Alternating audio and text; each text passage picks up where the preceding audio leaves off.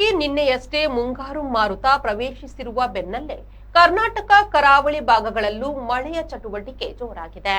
ದಕ್ಷಿಣ ಕನ್ನಡ ಸೇರಿದಂತೆ ಮಂಗಳೂರಿನಾದ್ಯಂತ ಭಾರೀ ಮಳೆಯಾಗಿದೆ. ಮಳೆಯಿಂದಾಗಿ ವಾಹನ ಸಂಚಾರಕ್ಕೂ ಭಾರೀ ತೊಡಕುಂಟಾಗಿದೆ.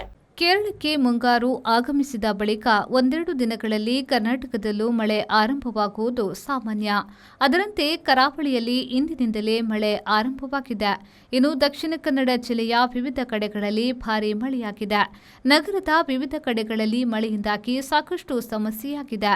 ನಗರದ ಕೊಡ್ಯಾಲ್ಬೆಲ್ನಲ್ಲಿ ರಸ್ತೆ ಮೇಲೆಯೇ ನೀರು ಹರಿಯುತ್ತಿದ್ದು, ಇದರಿಂದ ವಾಹನ ಸಂಚಾರಕ್ಕೂ ತೊಡಕುಂಟಾಗಿದೆ. ಕೊಡಿಯಲ್ಬೈಲ್, ಪಾಲೆಮರ್, ಪಂಪೆಲ್, ಬಜ್ಪೆ ಕಡೆಗಳಲ್ಲಿ ಮಳೆಯಿಂದಾಗಿ ಅವಾಂತರ ಉಂಟಾಗಿದೆ. ಮಳೆಯ ಪರಿಣಾಮ ಸಾಕಷ್ಟು ತೊಂದರೆಯುಂಟಾಗಿದೆ.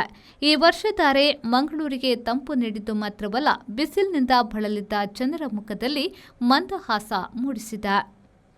ನಾಗೇಶ್ ಕಾವೂರು, ವಿ4 ನ್ಯೂಸ್, ಮಂಗಳೂರು.